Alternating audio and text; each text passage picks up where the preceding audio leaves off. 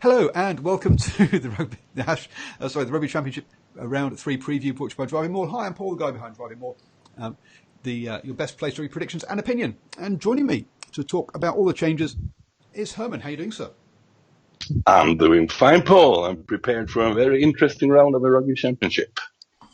Very interesting round. Oh, just same old, isn't it? The All Blacks win. Yeah, but everyone else struggles. Come on. Fake it until you make it. Let's pretend it's interesting. Is that what you're trying to say? Dear me. And talking this round is intriguing, as we kind of said pre-show. There's a lot of changes in this round. It does seem that everyone has taken their squads, put them in a hat, shaken it up, and just pulled them out one by one randomly. Do you think that's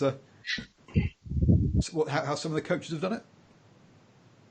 Yeah, that's what I would do it. I mean, it probably worked for Steve Hansen. I'm not so sure about the other ones. So starting with Mr. Hansen and the All Blacks, running through from number one upwards. Carl starting at number one, our favourite bouncer of all time, with Cody Taylor, Owen Franks in the front row, Brady Retallick, Scott Barrett, and then Frizzell, Ardy Surveyor, Kieran Reid, and the back line is TG Perenara, Rich Mwanga, Naholo on one wing, Laumapi, Goodhue, Milner Scudder, and Ben Smith. Running through the bench, Nathan Harris, Perry, Tuangafasi, your front row, Sean Whitelock and Luke Whitelock, Triple T, DMAC, and Mr. Anton Leonard Brown to round things off. Now, Rich Mwanga at 10. Bit of I thought DMAC was number 2. I thought he would get the start in this game. No, I didn't. I thought this one was always going to be Richie Mwanga, and it seems like kind of obvious that All Blacks want David McKenzie to be their number 22 or number 23 on the bench. And I think if you look at performances in Super Rugby these last 6 months, I mean, Richie Mwanga is definitely ahead of DMAC at the moment, I think. Well, people were saying, if you look at Super Rugby, that Richie Mwanga was ahead of Bowden Barrett as well, but the playing behind the Crusaders pack or an All Black pack in Super Rugby certainly helps. And Bowden Barrett showed what he could do behind an All Black pack as well in the last 2 games.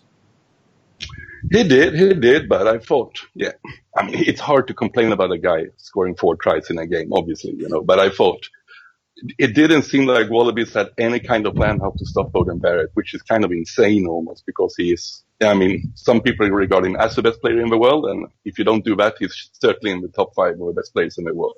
And when you face quality like that, you need to make special plans for it. And it was pretty obvious that Wallabies had no plan whatsoever to stop Bowden Barrett. Yep. The other good point that's out of this that we want to sort of call is that we haven't seen the return of Crotty or Sam Cane, which is very good. Yeah, we got to applaud them for that. Good call. Well, I would still personally like to see Crotty officially sidelined for the whole of the championship, if not the rest of the year, personally. But yeah, a step in the right direction is that he's not playing this weekend. That's for certain. Indeed. And the same with Sam Cane as well. Yeah. Both those players don't need to do it. Andre says, if Mwang was ever going to start a game, it would be this one. The least amount of pressure expected. Absolutely. I mean, this is going to be the easiest one you would expect of the Rugby Championship. I guess also if Mwanga does good in this one, he will probably be in contention for one of the away games against South Africa and Pumas also, because they want to try him in a more pressure situation. Yeah, true. And it's the 10-14, pardon me, have been doing some depth charts videos, which have been interesting, seeing how much game time players have got. And you do need a certain amount of game time before you go into that into the Rugby World Cup, which is what we're talking about. And actually, Alex makes that exact point in the live chat there. Best way to give Mwanga lots of game time is to start him. Very true. DMAC has lots of game time at test level already. This is depth building. I don't think it indicates pecking order so much. Yeah, very true. There is that. Andre reckons that Crossy and Kane shouldn't play rugby again at least not this year. I don't think Sam Kane has had that many head knock issues in the same way that Crossy has. So for Crossy, I don't think they're in the same category. Yeah, because Sam Kane, when he was away, he had more like it was a stomach injury to some stomach muscle, I thought, and he was away for 5-6 weeks. Yeah. Before, yeah, exactly. And there've been some nice articles during the week about how how Carl's rise has been inspiration to a lot of the players, which is nice to read and see. And as we said last week, he got that nice contract. I guess another sort of question mark, and I guess, is that I'm a bit surprised not to see Hemapo involved somewhere in this squad.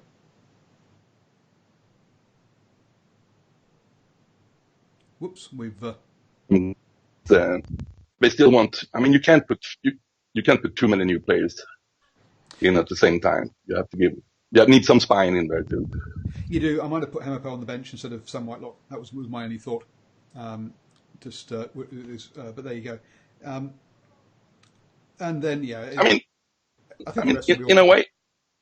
in a way, but keeping Sam Whitelock on the bench is almost kind of a little respect sign from the All Blacks to the Pumas, that they realize if Pumas nail their selection and their performance, and an unexperienced All Black side, we could get too interesting from an All Blacks point of view. So they probably want Whitelock back there if things going sideways for them. That's an insurance policy.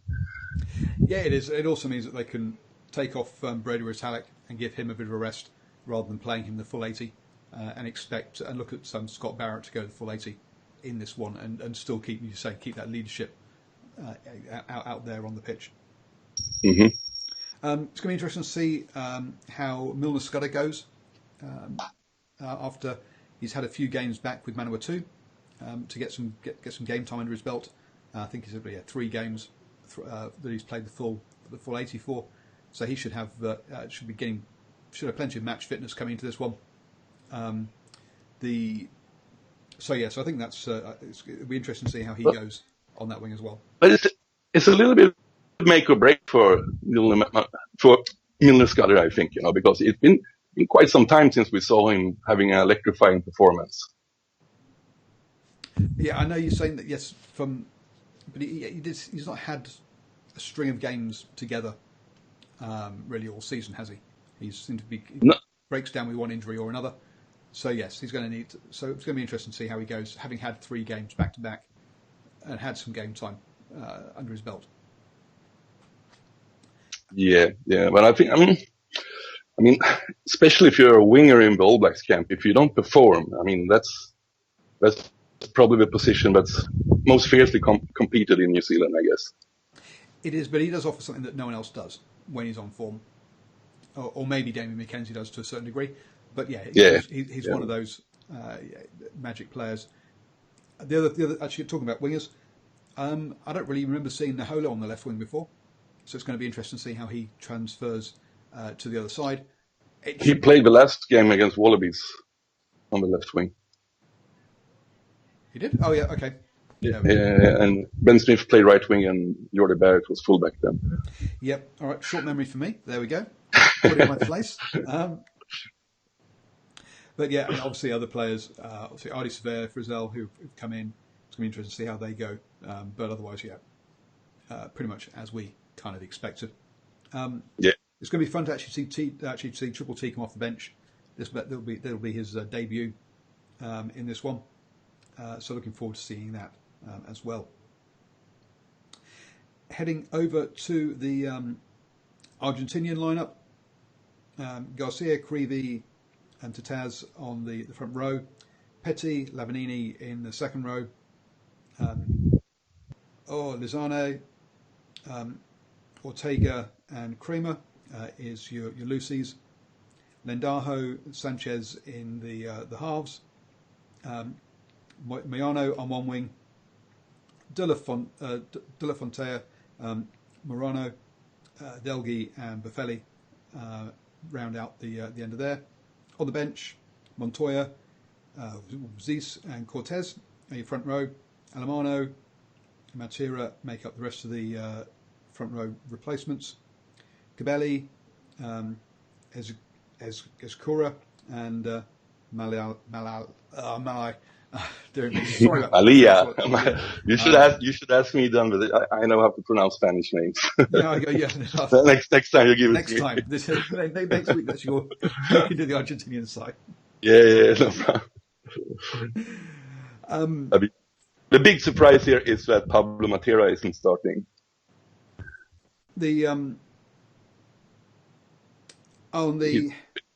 It's the Sana starting. I mean, no, Matera he's been captain for Jaguars all season, and also he was probably the best player in the last round when we beat the Springboks too. Yeah, but apart from that, we are of all the sides, this is the least changed and the most stable first choice side that we've seen. Good evening, Ashwin. Good to see you. Good evening. How are you guys doing? All right. We've done the All Blacks, and we're now glad you've arrived to give us your in-depth analysis of the Pumas.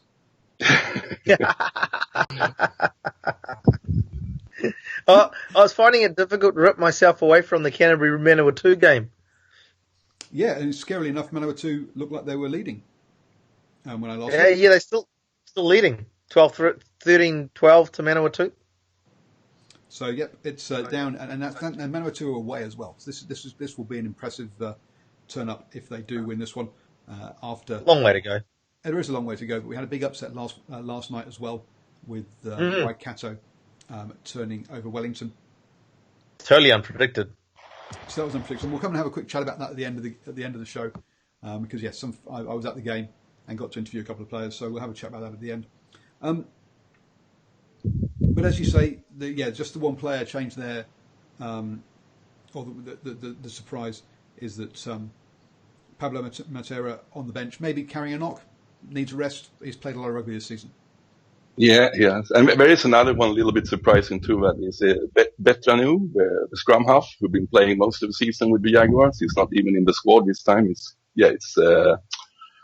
Landaco who starts and Kubeli is on the bench. So I haven't read it, but that's got to be a minor knock, because that has been one of Ledesma's key changes in the Jaguars, to play him with Sanchez instead of Kubeli and Landaco this season.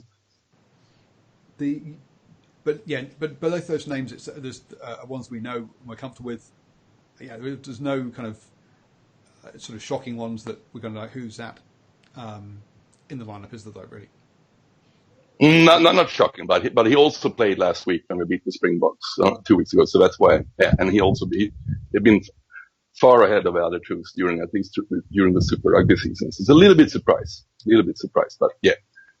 Or so maybe we are seeing a bit of rotation, as we say. They have played a lot of rugby, so it'll be interesting already. But yeah, I mean, otherwise we are looking at Sanchez in particular has come of age, I think, over the last season, and he is going to have a big game like he had against the Springboks in this one. It's in Nelson. You ever been down there, Ashwin? It's going to be a bit of a smaller stadium. Only when I was picking cherries and drinking wine. So not to go see any rugby down there. So I've never been to the stadiums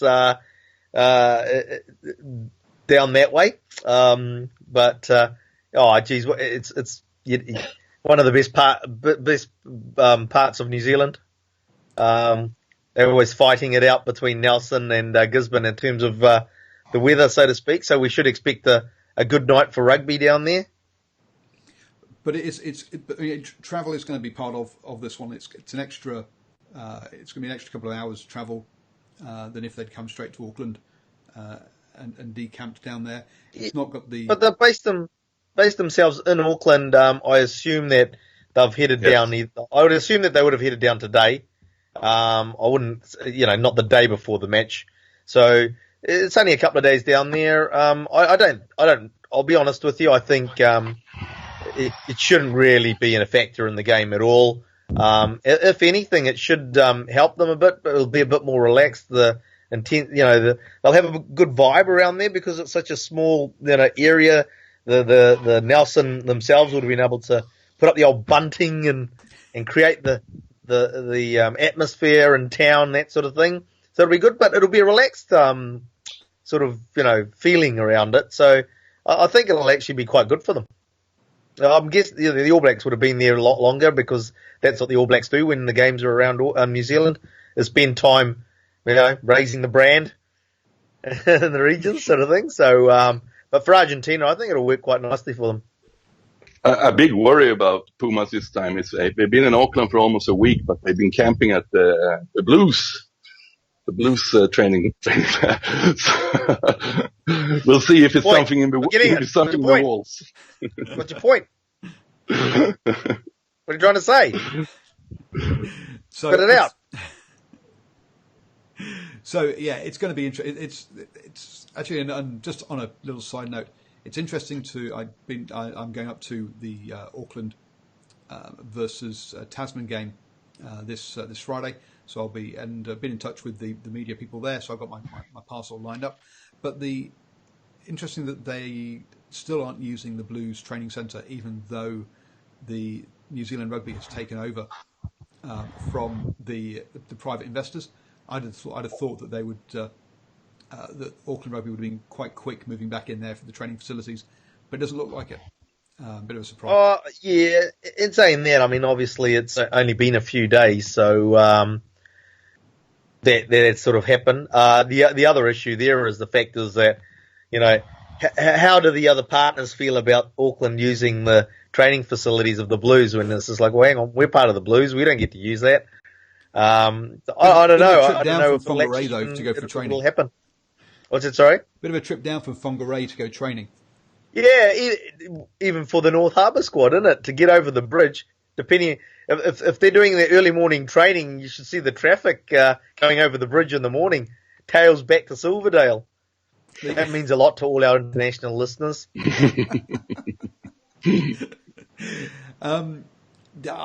me, if you've got those facilities, you should be using them.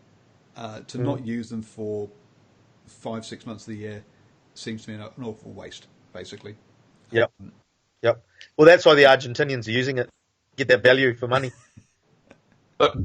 Paul, and Ash too, if I ask you both a question here, what are you most looking forward with the game now between All Blacks and Pumas on Saturday? What are you expecting? What are you hoping for? For me, the changes that they've made. Obviously, look, it's not a big factor putting Scott Barrett in there. I mean, we know what Scott Barrett brings, but obviously Moanga coming in at 10. See how that works. Yeah, Frizzell coming in. Yep. Yeah. I mean, Frizzell's an interesting one because Frizzell's this is his chance. He's got to put his hand up. He's been, as other commentators have said, no sort of unique thoughts from myself here really, but he's been in the squad since way back in June with the Winter Internationals. So he's got his chance starting instead of 5 minutes at the end of the game. So he's got to put his hand up.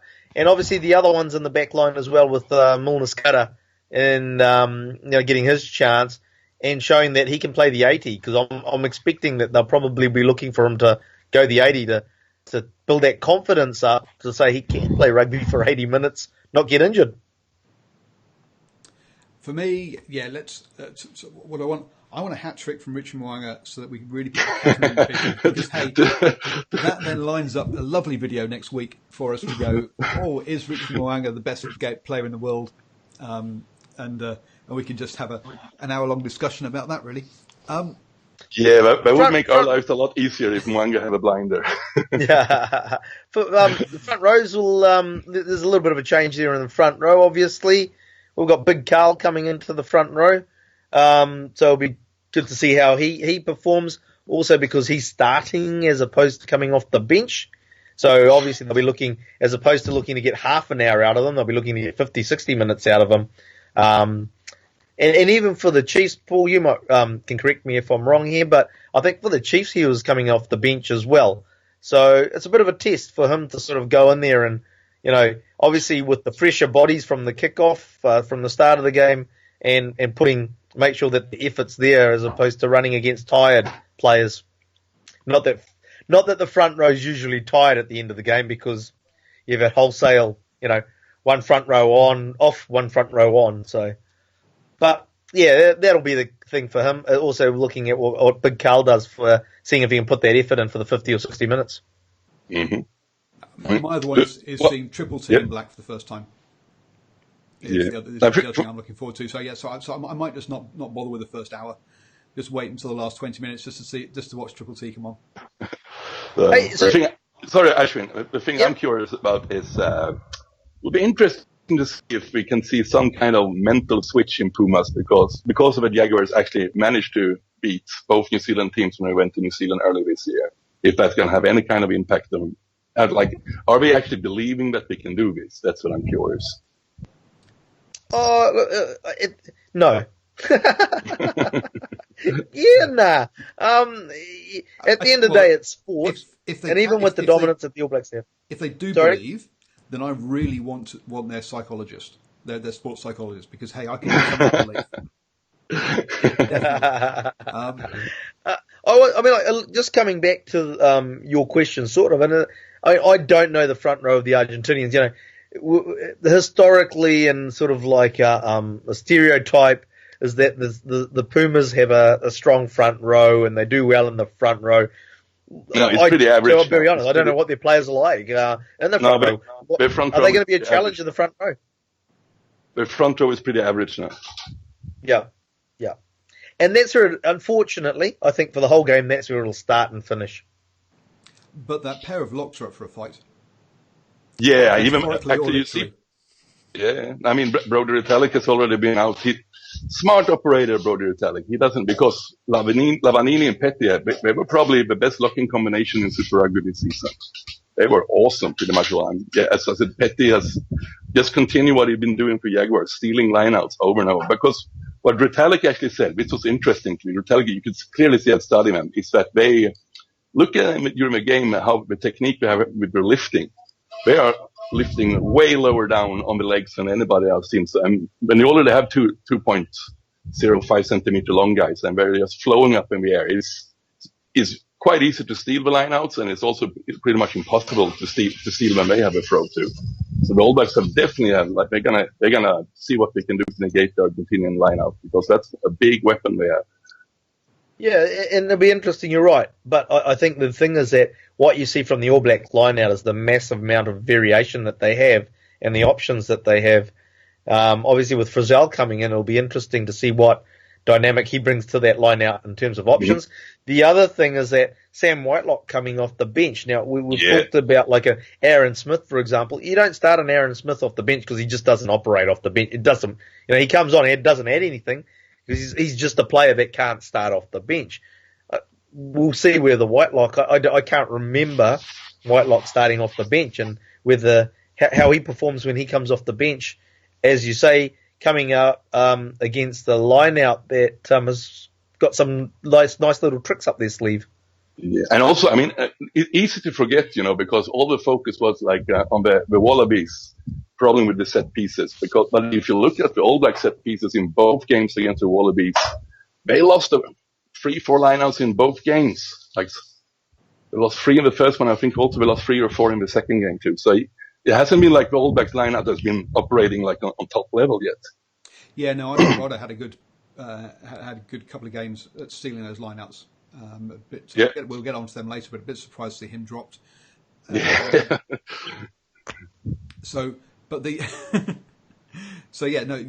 right. They have had line-out issues, but the rest of their game has been so much ahead that we've not had to worry about or that side of things. But sorry to dive into the vaults again, but it was quite interesting with those Wallaby All Blacks games where the Wallabies actually had the first throw-ins to their own line-out, lost them, and it's like, oh, here we go. The All Blacks are going to dominate them. There's like, oh, wait. Oh, the All Blacks just had a throw-in and got theirs pinched. Yeah. So we'll see how that all pans out. So apart from the front row, what are the Argentinians bringing? They've got a good second row. How are their back three going to operate off the back of the scrum? Are they any good? Yeah, their back three is very good actually. The back row. But they have probably put their best player on the bench, Paulo Maltera, the captain for Jaguar. He's starting on the bench for this one, so that's a little bit of a let-off for the All Blacks. Which is kind of stupid by the Jaguars, because it's one area they could attack the All Blacks is the back row, because neither Ardi Savea or Shannon Frisella are like proven operators on test level. Mm. So do you think... Or particularly Jackalers either. Sorry. So that breakdown is going to be a big battle, yes. Yeah. So do you think it's a tactical move in terms of like, quite a few people are sort of like, when talking to my mates and that, sort of thinking, like the Wallabies, they'll hang in there to the 50, 60 minute mark, and then the All Blacks will sort of get on top and dominate a lot more and score a lot of points in that last 20. You get a player like that coming off the bench that can also do the same in terms of, hey, look, you have got a bit of, my mind's gone blank, but your fitness is starting to drop off and the like. Is your tyre? You got someone coming off the bench that could add a bit of snap and take advantage of the opportunities that open up at the end of the game. Very true. Very true. Yeah, and we're going to see and obviously they're going to want to spin it wide. They've got some real pace out wide, so they'll definitely be looking at trying to release those guys. But just like if you look at the stats, they have the lowest pass to run ratio out of any of the teams. So they do a lot of one out and pick and goes before they bash into the wall. So there's going to be a lot of, it's good. It is going to be that was pretty much up front. Yeah, that's pretty much how I remember how we beat both the Chiefs and the Blues when Jaguars were in New Zealand earlier this year. There was they just didn't give back the ball. Just pick and go, pick and go, pick and go. Yep. So 80 minutes of, maybe 70 minutes of pick and goes and one out, and then 10 minutes interspersed 10 minutes of spinning it wide or counter attacking. Basically. So it's basically going to come down to how well they can do ball retention. Yep. That's going to be a big part of it. Now predictions. Yes, predictions. No predictions. Ash, you go first. All Blacks by 30 odd. Wow. I was going to get All Blacks by 20. All right. Then I go one step. I say All Blacks by 10 then. Well, it's good we know our 10 times table. So then, moving on to the second game of the evening. First up. Sorry, one question. Who's the referee? Who's the referee for between New Zealand and Argentina? I have no idea. Sorry, I'm just. I'm in my comfortable setup this evening on the bed with a laptop in my lap, as the name of a laptop would suggest. I'm just quickly Googling if I can. As Paul is. Ratio. No, off you go. I'm using the Five Sports app to get the lineups by our friend. So Be Strong asks who's going to win between South Africa and Australia. Well, we're going to run through the teams first. Be Strong, and so stick around for the next 25 minutes, and then we'll tell you who, or 30 minutes, and we'll tell you who we think we're going to win. Well, Ashwin. All right. So we'll come back to the to that, but so running through the Australian lineup. So Scott Seo, Platinau, Alatoa is a front row. Is it Richie or Rory Arnold? Gone blank, but one of those two. Rory, there we go. And Coleman in the engine room. Tui, Hooper and Pocock. Genia and Beale in the fulcrum, with Corey Betty out on one wing. Tamua, Hodge in the centres. Dane Helen Petty on the other wing, and Izzy Folau at fullback. And Fainga, Robertson, Tupou on the for your fronts. Isaac Rodder, Ned Hannigan, the other forward replacements. Powell, Foley, and Maddox are your backs on the bench. So, big news. Obviously, Folau is back at fullback. Well, that's not the biggest news. No, that's not the biggest news, no. Let's start from there. Start the easy one first. I thought Dame Helmet-Petty might hold on to that 15 jersey and they might have put Folau on the wing. Paul, we got to start with the big news. You can't start from the other end. We got tease them, hold them. Just hold it off. Oh dear. No, go. We'll start. All right, yeah. I'll start until we'll finish, and then we'll come to the halfbacks then. All right.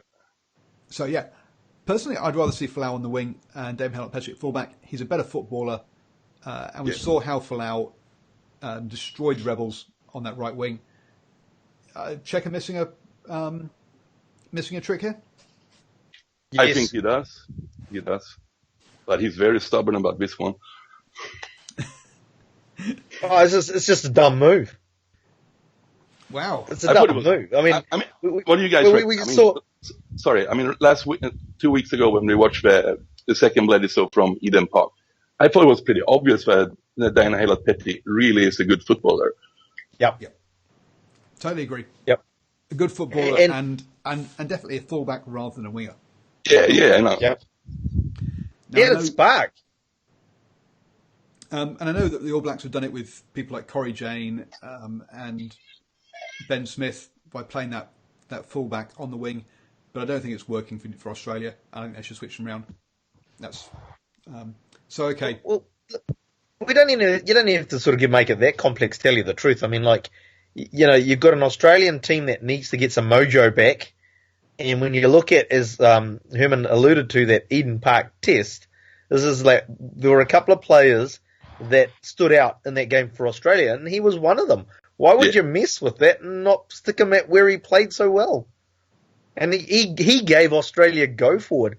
Israel Folau didn't give him any go forward when they played their home match. He hasn't given the Waratahs any go forward against decent opposition. Yeah. And when he actually has really impressed has been when he's been playing on the wing. Yep. Okay. Moving on to what Herman really wants to talk about. Should I delay that a little bit longer and say that the ref for the game on Saturday is, Paul Pascal. It's French ref. Oh, yeah, I'm happy I picked my 10-point prediction looking just fine now. Bit shaky, man. Don't those French guys like the All Blacks? I thought. Isn't that what you hear on Rugby Fanatics and all that stuff? Look, ever since they sunk the Rainbow Warrior, they have to give us a few extra penalties. Is how it goes. That's what the government's actually agreed. There was no arrests or anything. We'll just give you extra penalties in the rugby game. Oh dear. So all right, then. Let's go to the big issue in the team. So the big issue in the team is a 10-12 combination. Beale moving in and Tamua at 12. Good, Herman, good move or bad move? Oh, we've lost him. I think he might need to unplug and just go with the... No. You back now? Nope. Just go with this laptop microphone. So I'm going out. Oh, there. No. So. Okay, me then. So go on then. Okay, go on then, Ashwin. I'm in two minds, to be honest with you. I think Bernard Foley, although was probably their number one first five, he has looked a bit sort of pedestrian in the two games against the All Blacks. Again, I don't know. Is it something out of Super Rugby where he's just tired or something or what? But he has looked a bit pedestrian. Throwing Beale in there isn't a major. I think Beale will be okay. He'll perform well. It's just the fact that I think, having Beale out at second 5 to give him a bit of space is possibly the better option. But I think Herman's got more thoughts on it than I do. Can you hear me now, though? Because I just made a on Skype and everyone can hear. Question I want to ask you. No. It's not Skype. It's your plug in the into the. So take off your headphones and just throw them on and unplug.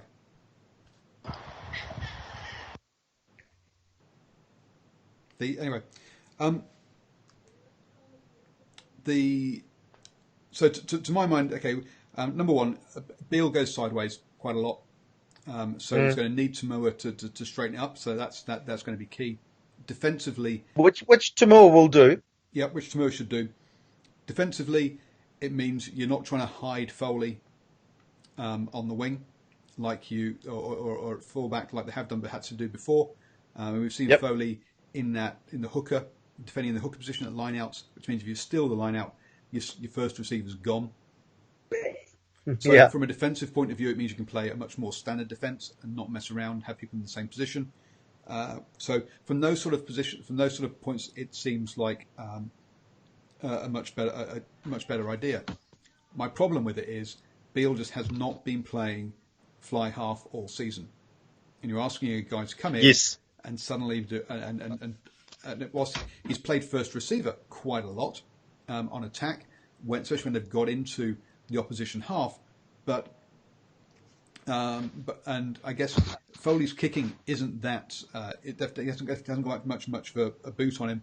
So again, are you losing that much by getting rid of Foley? I'm not so sure, but I am.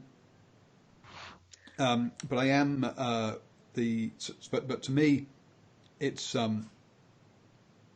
just that familiarity with that position, and you've got to say, and that hasn't defended in that position, but then again did Foley anyway. So that's my only concern is the amount of game time in that position, personally. So but yeah, give it a go. But I would have wanted him to be playing 10 on a regular basis, a bit like when we've seen with Damon McKenzie. It takes a while to learn that. Now, it's the difference between 10 and 12, definitely, but yeah, to me that's personally that's my only concern around this one. I sort of think it's sort of like coming in from second 5 to first 5, not such a big changes from coming from fullback. But in saying that, yes, the time in the jersey, time in the position, is miles on the clock, is definitely a big factor. I suppose the other thing there is a fact is that the difference between a Damien McKenzie sort of coming in versus sort of like Beale is the fact that obviously he's played a lot of test matches and he has played before in the 10 jersey, so not such the big leap for him as but still a big call. Yeah, can you hear me now? Yep. Yes, go quick. Okay, so I go quick. The stat that I want to test you about. Bernard Foley have started his 51 tests in a row for Wallabies. That's how you not build death. In a row, wow. In a row, 51. That's actually, that's when you say it doesn't. Initial thought, you think about it, that's right. He's since the Rugby World Cup, he's been the incumbent, and there's been nobody really to back him up. So and I suppose when you highlight it like that, although you've made that big call, you got to start juggling around. What has he done in that 51 tests? How have they performed? They did make it to a World Cup final with him at first 5. He played well in 2015. He hasn't done since. Now, but I think the biggest factor is, Paul, that's what you alluded to in the defensive space, is that when you're having to hide a player around the field, it's not good. Yeah. It totally and that's what I think. That's probably where you can see where the All Blacks really hurt the Wallabies in the counter attacks and the turnover ball, because they were pretty aware of All Blacks. This is where the space is going to be. And as you say, on the also not only is it on counter attack when you're being counter attacked, but when you're trying to counter attack, and all your attacking patterns have got Foley in, and he's not there. Mm-hmm. Then you end up taking 2 phases to get into position, and it's too late. Yeah, exactly. You're going, time out, guys, time out. Hang on, can we stop the game so we can get Bernard from fullback all the way back to the first 5 again, so we can run our plays? Time out. Yeah. Time out. Yeah, you guys, you All Blacks, you're not allowed to move. You have to go back to your disjointed defensive pattern. So B Strong says, has Beale played 10 before at test level? If he has, it's only a couple of times, 6 times. Yeah, I was going to say, I'm pretty sure he has. Yeah, but he's never been actually, maybe his time at the Rebels, he was first choice 10 for a while, or was Cooper, then he was playing 15. I don't think he's ever really had a full season where he is not regular 10 solidly, regularly. And so correct. No, he's not. Correct. So that's your main problem with him. Is he's never yes, he's been in there. He plays a lot of first receiver for both the Tars and the Wallabies, but as actually with a 10 in his back, no. Not regular. To be fair, they are coming up against a team that doesn't have a 10 either. So, talking about the South African lineup, so it's Kitsoff, Mbomu. Okay, hang on. I thought he said kits off. And oh, dearie me. And Malabi, Etzbeth, Mostert in there, and Andre. This is where I need you on the show to actually read these out for me because I'm awful. Khaleesi, De Toit, and Whiteley are your Lucy's. Vafta Clerk and Yanchis are 9 and 10. Dante on one wing, Delendi, Jesse Creel in the centres, Mapipi on the other wing, and Willie LaRue at fullback. On the bench, Marks, Beast, Lowe, Simon and Lowe are the to finish off the other forwards. Piper, Pollard, and Colby in the backs. Now Colby, the first ever Springbok to be get a debutant as an overseas player. Interestingly enough, and I have seen some tweets out there saying that the bench could beat the starting 15 in this in this Springbok squad. Well, I was going to say, back the truck up here. Beep, beep, beep. Did you say Malcolm Marx on the bench? Yes. Crazy. But as we said, you've got to build depth. You can't start Marx the whole time. But in saying that, you don't, the great thing about the front row is that you sub them anyway. So you don't generally get a scenario where incoming hookers haven't spent time in the jersey in that position under pressure on the field. Whereas, like, we go back to our Bernard Foley scenario, he doesn't get subbed off. So nobody's coming in to have a go in that 10 jersey. Whereas in that in the 1, 2, 3 jersey, you're definitely getting subbed off at some stage. Malcolm Marx, maybe not. He will go the 80. So there is that. But, that's a big call when you sort of just lost to Argentina the week before, or the game before. Yeah. Yep. Now he is the one player that would be in the discussion for World 15, and he's off, and he's not starting. Exactly. So and actually that raises a good point in the fact that when you look at the All Blacks, at the end of the day, I mean, you're looking at this game against Argentina where they've done a little bit of cycling, or recycling, and but generally speaking, the 15 is the 15. And, we'll have all the supporters going, oh, they should try this guy and they should try this one. But no, they just stick to the players and they keep rolling them out there. And it's just like, that's how you build consistency. That's how you build combinations between the players. Absolutely. And that's not what we've seen under Rasmussen. I mean, Razzie's has been sort of cycling through the players. And just taking from the chat, we've got Barca going, thank God Pollard is not starting. Now, there does seem to be basically a couple of camps in South Africa. Those that don't like Pollard and those that don't like Yankees. So, well, I'd say Pollard was probably had a lot more supporters before this season, but this is because you still had on the you remember on the eye how good he had been against the All Blacks. He was also really good when he played the under-20s in New Zealand too. He was really good. So everyone remembers that. Player of the tournament for the under-20 for the Junior Rugby World Cup. Yep. Yeah. And but actually what we've seen from him, with a few exceptions this year, both for the Bulls and for the Springboks, he hasn't been flash at all. No, now, basically, he had that big injury and he just hasn't come back from it. Yeah. So, but it has been a 10, 12, 13 change. A bit of back to the future as well. So we're talking about Foley being good in 2015. Delendi and Jesse Creel were the starting, were the kind of the centres in 2015 for the Springboks as well. Yep. So we are. This is rolling back the years. Some positions.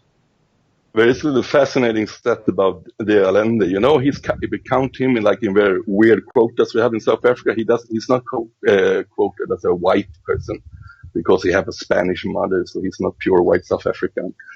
So you can use him as a quota player. It's unbelievable. That's how sick it can get. Hey, look, just on the Delendi front, Creel I think is a good player, and even could be world class. But Delendi, I've got some question marks around. He's big, strong, but I'm not sure about once he's created the opportunity about seeing his outsides and getting that ball out. Yeah, no. Sadly, I guess you both of you remember it was 2013, 2014. It really felt like the Springboks All Blacks rivalry was oh yeah, the Springboks. These are the games you want to watch. And a large part of that was the 10, 12, 13 combination. It was Pollard, Creel, and I remember a lot of key commentators were really waxing them lyrics oh my God, Springboks got a real spine in the backline to build something around here. Yep. There was clear respect from the All Blacks camp about that. But now this is have I ever seen that combination since then again? I don't think we haven't seen it in a month. No, we haven't. Nah. I remember watching Delendi, a bit like Jamie Roberts for Northern Hemisphere people, just doesn't pass. So if you're a defender and you see the ball pass to Delendi, you're never going to skip wide. In fact, the outside guy can come in and help you tackle him because he will not pass the ball. He will be coming at you. So don't drift at all with Delendi because it's coming up, which is that problem that Ashwin is saying. He just doesn't. He's not a creative midfielder. I think he passes a little bit more than he used to, but you would end up with quite a few times. You'd end up with stats of 0 passes in a game, which is just crazy. But as rugby cliches go, I mean, it all starts up front. You look at that pack, apart from the front row, because I don't think they've had a good front row for a long time. But you go Mostert, Itzebet, you go with the back row that they're putting out there on the weekend. That from 4 or 5 back, that's some good players there. Yeah, I agree. Now, Springboks probably have, if they have everyone fit, they probably have a pack that can compete with the All Blacks. But still, I don't see, because the difference between the backs, between the All Blacks and Springboks is gigantic at the moment. Yeah. It's interesting, and that's the thing, right? So with the Springboks, you've got the forward pack generally. I still think that there's question marks around their front row, but their forward pack and their backs are questionable. Then you go to the Wallabies, where generally the backs are good and the forward pack's questionable. Yeah, but the Wallabies back row, the Wallabies backs of late, I think. I've talked about this before too. Wallabies are the only other side in world rugby that looks a little bit like the All Blacks when we're attacking. You feel they're gonna score. They have look lethal on. But so far this year, already started last year, they don't score many points anymore, Wallabies. They don't. I mean, going back, not this year, not last year, but going back, what you used to see with the Wallabies is that they've always had really intellectual backs that just make the right call, do the right things, and don't do dumb mistakes. I mean, I'm going back a long time now, but you look at classic Tim Horan, Jason Little type combinations.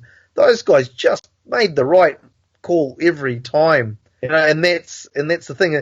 They weren't necessarily, I mean, like, not Tim Horan and Jason Little because they were world class, but Australia's had backs who you would say is not necessarily better than skill-wise, better than their opposition, but because of the top 2 inches, they outperform their opposition. Yeah, smart and opportunistic, I would call it. And opportunistic too. Like they saw, there's something on here. Let's go.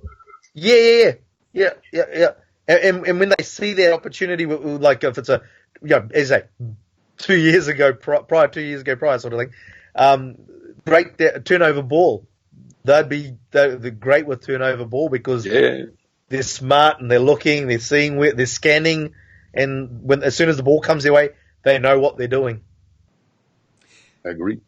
And with this South, I mean, one of the good things we've seen about this South African side is Dante, Mamipi, and Leroux have been great. The problem is with Delendi in there, are we actually going to see them? I won't get it. Yes, that's my only concern. Is that, look,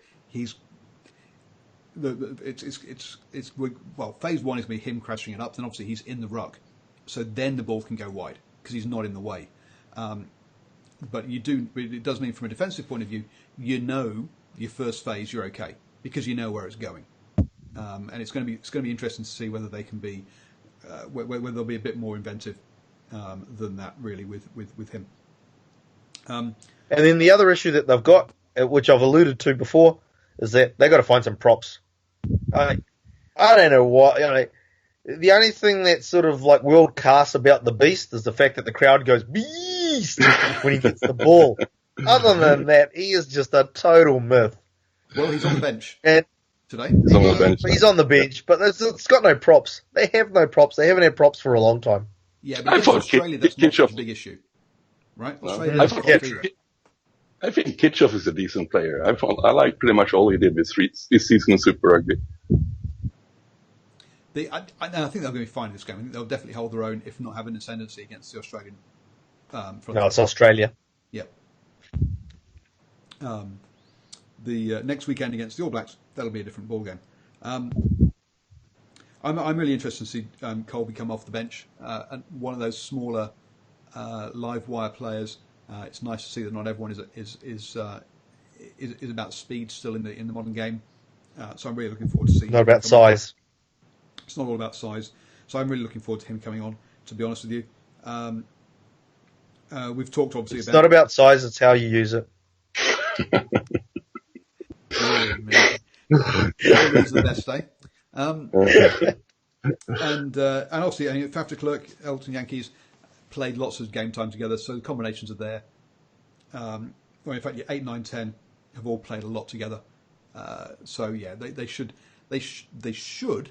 have the upper hand in that point in the sort of game management side of things, because we definitely do not have that same combination between David Pocock, who isn't a natural 8, Genia, and Beale, who, generally Genia again hasn't played with Beale as a 9-10 combination that often. So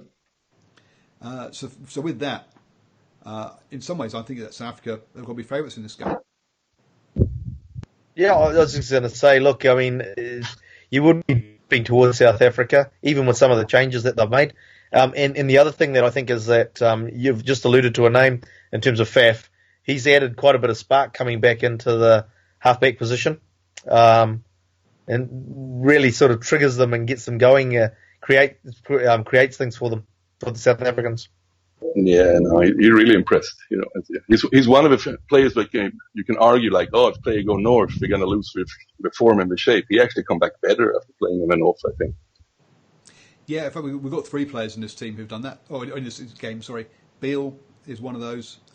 Willie Leroux and Faf de Klerk. Yeah. All 3 have gone to the English Premiership, 2 to Wasps, 1 to South Sharks, and have come back as better players. Yeah. Now, Villaroo, I mean, he always been pretty flash on the attack, but he usually made like a couple of like stupid mistakes every game too. But it seems he doesn't make them anymore.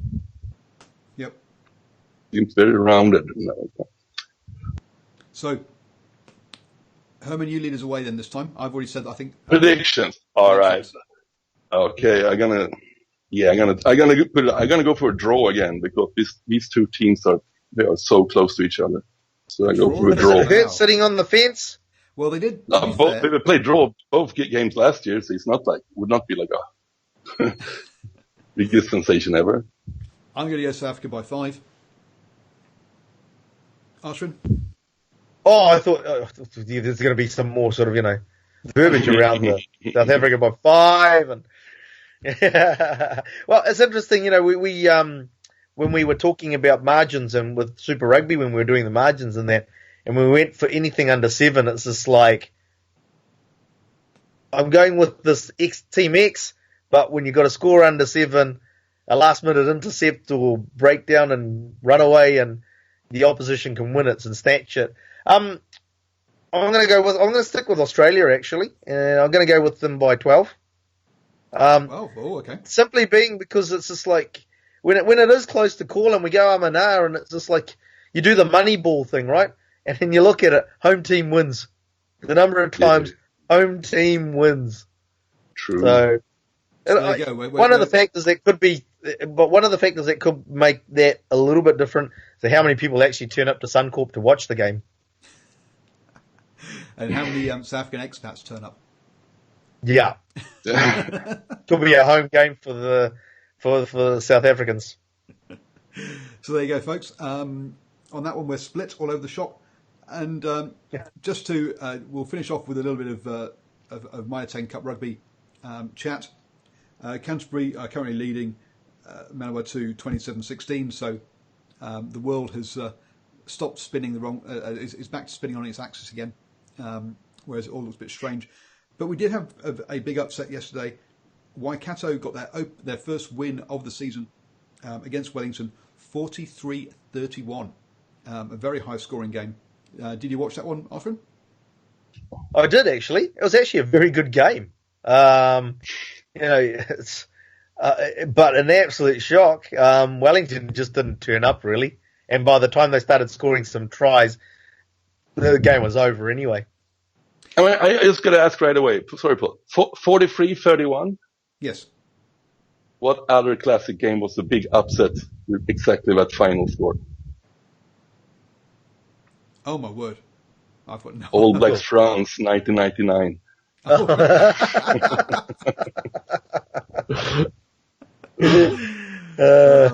dear.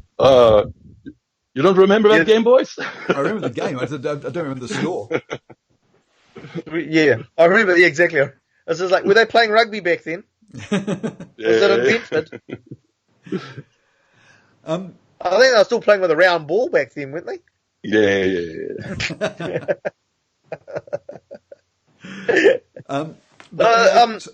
Some interesting things about this game. First off, it was the two head coaches were brothers in this one, which is a very rare occasion in New Zealand rugby. And Wellington did come into this game with, I think it was 10 changes, or was it 8 changes? Anyway, a lot of changes from the last game. One of those, TG Perenara, obviously he's with the All Blacks, so it was enforced. But on the whole, you got to feel Wellington took this game way too easy, and were too complacent. But it is what they call Storm Week for these two teams. So they both played last weekend. They play Wednesday now, and they play again on Sunday. So they got 3 games in sort of 9-10 days. And from what I understand, Waikato targeted this game, are not targeting the Ranfurly Shield game on Sunday, and then are targeting their game next round.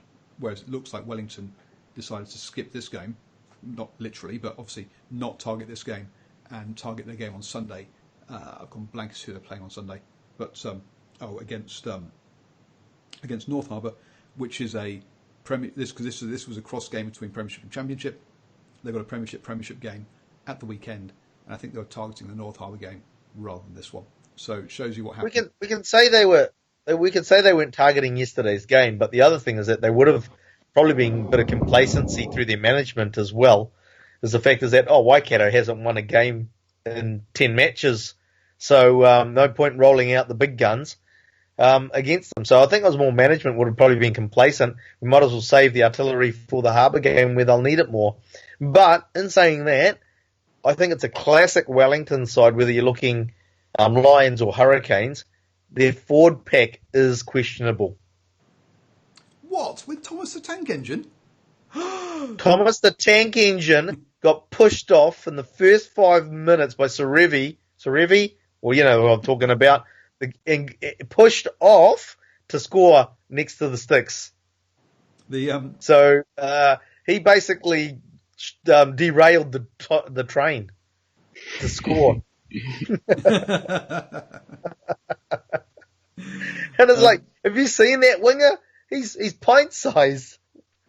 He might be, but if you obviously go back on check out my YouTube video of this game. I've got an interview with Thomas Tank Engine and also with the assistant coach from Waikato, and they think Racy should be is the form winger in the competition and should be a Super Rugby player.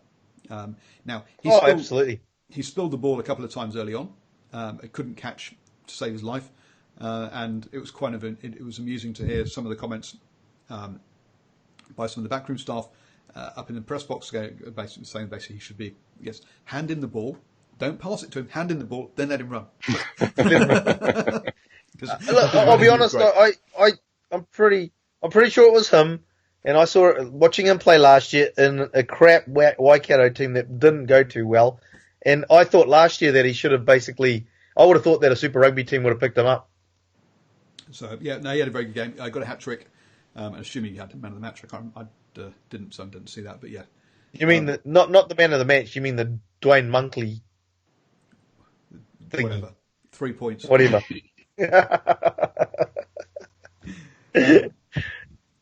So a bit of a turn up to the books there for Waikato.